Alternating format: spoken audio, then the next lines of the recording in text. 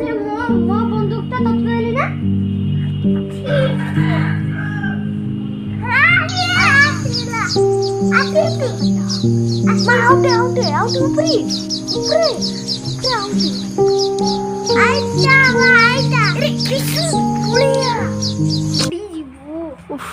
উড়ে যাবো কিছু